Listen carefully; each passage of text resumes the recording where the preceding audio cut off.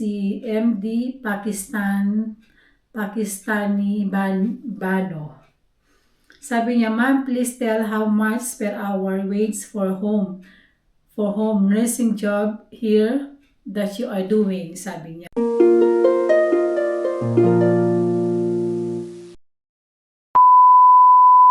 Hello everyone! Welcome back sa ating YouTube channel. So today araw ng Sunday. Happy Sunday everyone.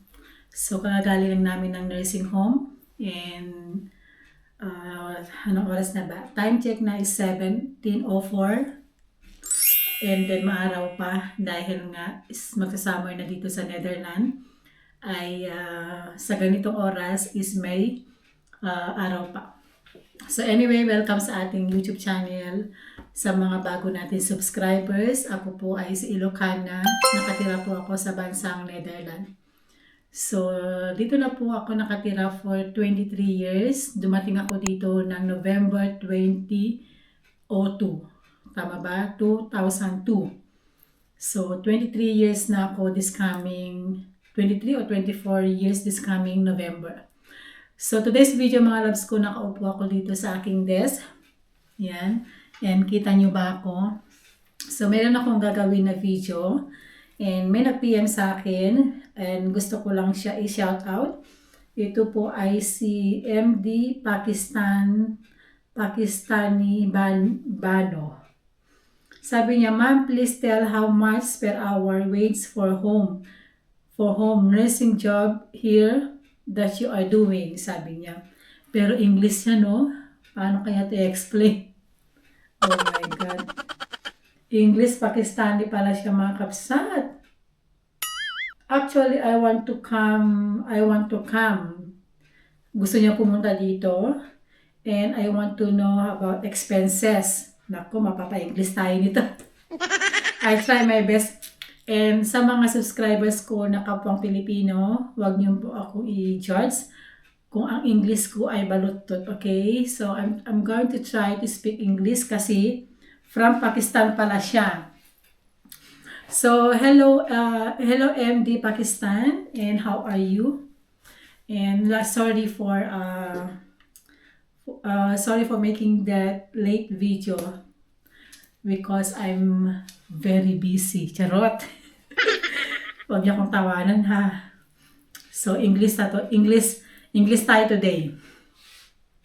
So, anyway, MDJ Pakistan. And first, it's if you come to the Netherlands, it depends what kind of job do you want to apply. And as people know, here in Netherlands, we have four kinds how to apply. Tama ba? Ang hirap mag-English, oh. Bahala na kayo dyan, ha? Huwag niya akong tawanan. Basta i-explain ko lang. For me, it's I think the really important is first to come in the Netherlands, and it depends where are you now? Are you in Pakistan? And also what kind of job do you have now? Are you working, or do you have a diploma? But in Netherlands, doesn't matter if you don't have diploma or not. It's the important is the experience.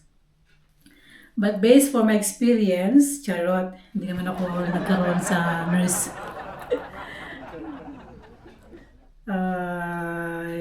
I-search lang natin.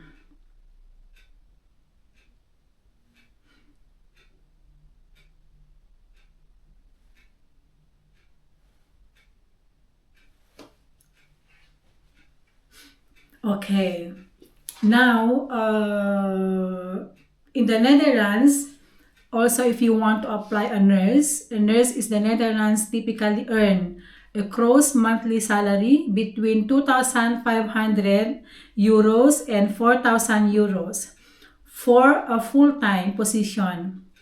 The age of 36 to 40, full-time position, 36 to 40 hours a week, with junior nurse starting around 2,500 and experienced or specialized nurse reaching over 4,000 per month salaries. Increase based on experience, education, and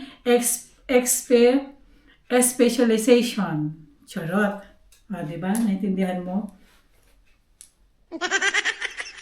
The average pay for registered nurse is 65,860 a year and 32 euro an hour in the Netherlands. The average salary rates for registered nurse between 45,905 and 80,152 per year.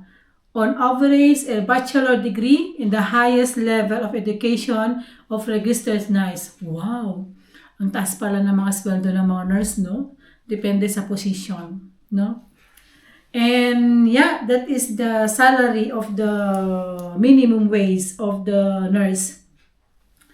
But I think what I know is for the nurse, or if you are in your country, for example, if you finish your nurse diploma for example in Philippines, so I think nurse is 4 years, right?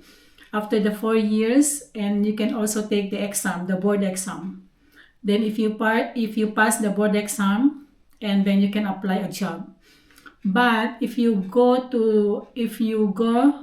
planning to go to other country like Canada, US, Europe, but in Netherlands, if you want to come in Netherlands, I think you have to study another 2 years before you're going to apply a nurse.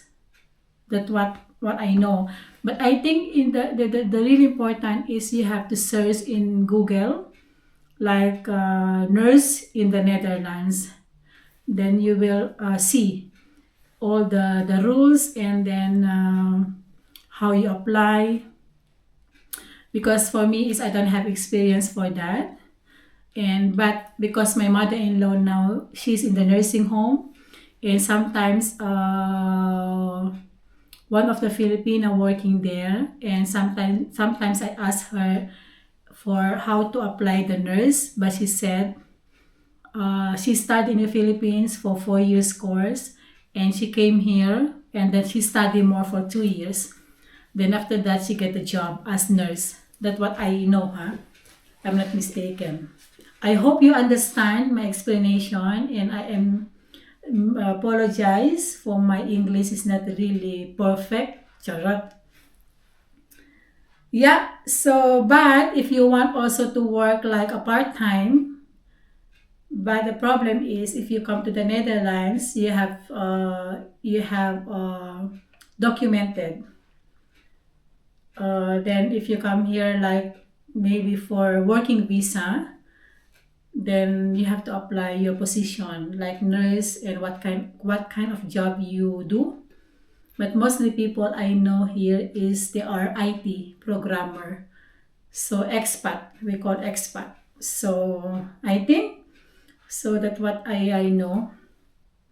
But if you want also to work as in hotel, then I don't know what the rules, but for me, because I'm now in this country in Netherlands, so I saw many Filipinos working at hotel, and then first they already here for fiancé visa, or they already here for before as au pair, and they found a partner, and then after that they already applying at the hotel, cleaning, housekeeping, something like that. Yeah, and then try if you know somebody, if you know somebody like friend or family here in the Netherlands, maybe you can ask. And if you don't know anybody here, better and just search in Google, because I don't have any idea what kind of application you need. But what I know it's yeah. So if you are a nurse, I think it's easy. You can come here or just look in Google.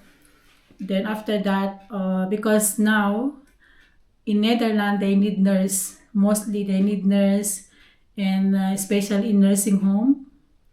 So yeah, that's it. And I hope you understand, and apologize again for my English because my English is not so good. But I try my best to explain. Again, if you don't understand, then search in Google again because we have Google. Then if it's not, then you can also comment down below. Then I will look for you. Then I'm going to make another separate video, okay? That's it. And pasensya na po sa mga subscribers ko. And wag niyo pong husgahan ng aking pag-English. Dahil ako naman ay hindi 100% na okay ang grammar ng English ko. But I try my best to explain. And please don't judge me and be happy. Charot.